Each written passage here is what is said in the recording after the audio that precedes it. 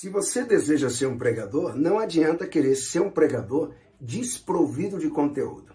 Suas agendas não são boas, as pessoas não te convidam e às vezes quem te ouve uma vez não quer te ouvir a próxima vez.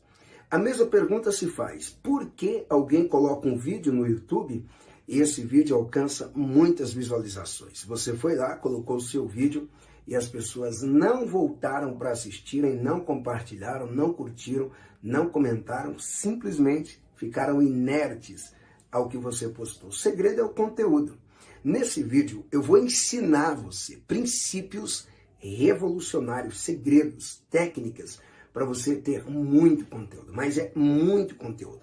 Você vai ter conteúdo de sobra para passar, de maneira que quando você tiver 30 minutos para pregar, você vai dizer: pô, se eu tivesse 1 hora, eu pregaria 1 hora. Se eu tivesse 3 horas, eu pregaria 3 horas, porque conteúdo é o que não falta aqui. Se é inscrito no meu canal, Deus te abençoe, dá pelo menos um like e faça um comentário.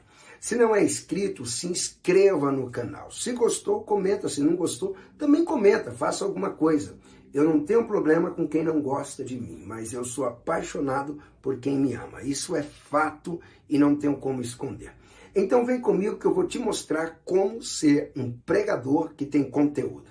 Olha, eu faço live todos os dias, eu posto vídeos no YouTube, eu ainda posto no Instagram e tenho um canal fechado de Telegram, onde vai conteúdo exclusivo para esse canal. E detalhe, canal totalmente gratuito, mas conteúdo que chega no Telegram não chega aqui no YouTube, não chega no Face, no Insta, em lugar algum. Só chega no meu canal do Telegram. Você quer ter conteúdo? Olha para Jesus. O maior exemplo de pregação, de ministério, é Jesus. Não sei por que algumas pessoas admiram tanto outras pessoas que acabam esquecendo de Jesus. Ninguém entende como ele, porque essa ideia de evangelho é criação dele.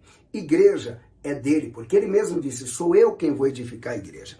Não é o governo, não é os cientistas, não é as pessoas pobres quem vai edificar, não é a comunidade que vai fazer. Eu mesmo vou edificar a minha igreja. E os meus vídeos não são editados, viu? Passou um erro, passou um, passou dois. Se passar 4 erros, se passarem 4 erros, vão passarem os 4 erros e eu vai deixar, vai aí. O vídeo aqui não é um vídeo de gramática, é um vídeo mostrando conteúdo para você colocar na sua pregação. Então presta atenção nisso. Primeira coisa que você tem que ter para gerar conteúdo é uma mente saudável. Mente saudável.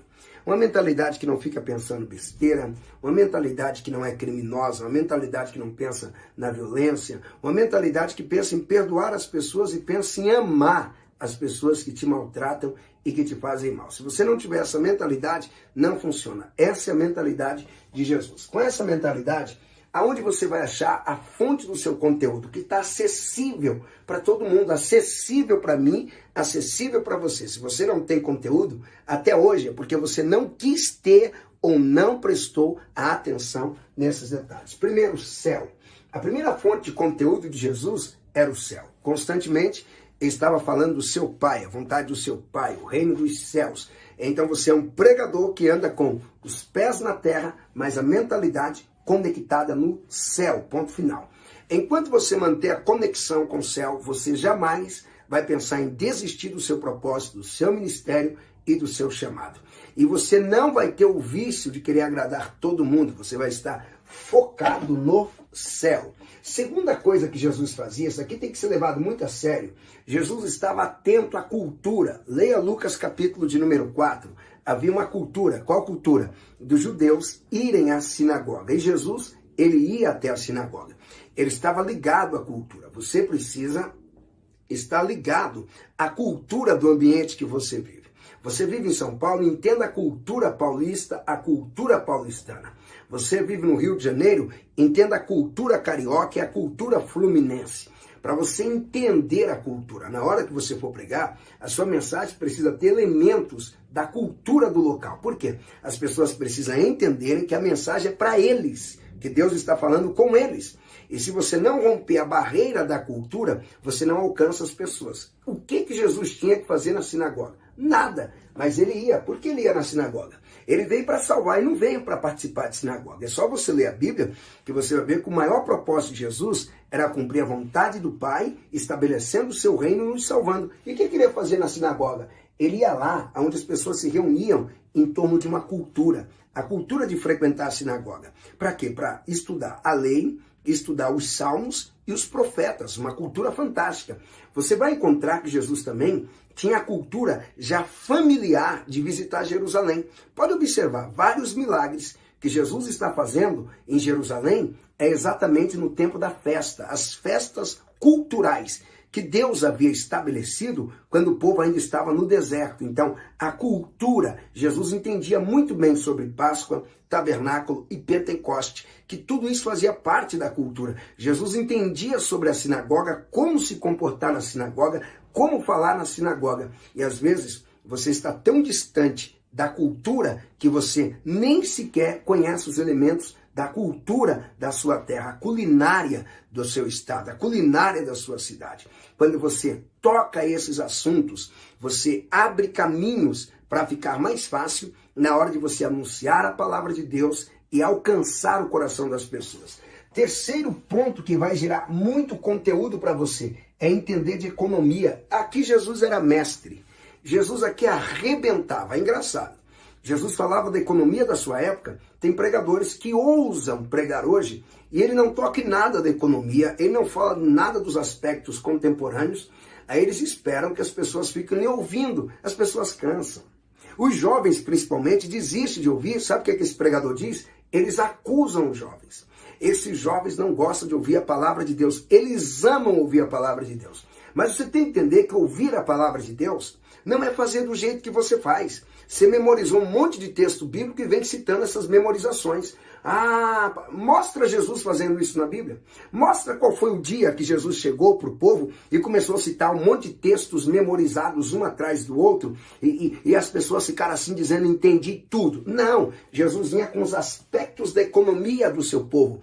Olha do que Jesus falava, pode olhar os ensinos de Jesus. Jesus falava do quê? De agricultura, o semeador que saiu a semear. Jesus falava muito de agricultura, a parábola da vinha e os trabalhadores da vinha. Jesus também falava de pecuária, o pastor que apacenta, o camelo passando pelo fundo de uma agulha. Jesus falava dessas coisas. Jesus falava de fazenda. Olha lá a história do pródigo. O pródigo, no Lucas capítulo 15, Jesus fala de uma fazenda, porque a indústria da época de Jesus era fazenda. E hoje, internet, hoje, as redes sociais, pregadores, estejam atentos, porque quando você olha para a economia, aquilo que gera o país, você vem para a palavra de Deus, na palavra de Deus, você acha tudo que você precisa para o quê? Criar uma associação com a economia atual. A economia atual que eu falo não é dinheiro, porque quem tem a mentalidade fechada pensa que economia é dinheiro quando não tem nada a ver economia com dinheiro.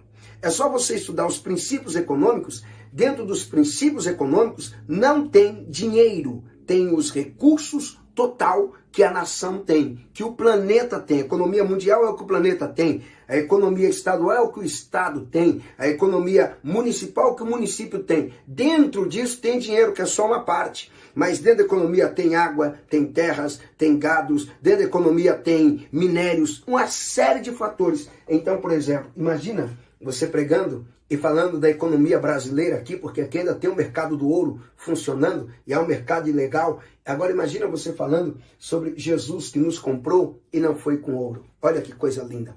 Imagina você falando da história do real e dizendo que quando Jesus nos comprou, o que ele pagou em nós, não há reais que poderiam pagar.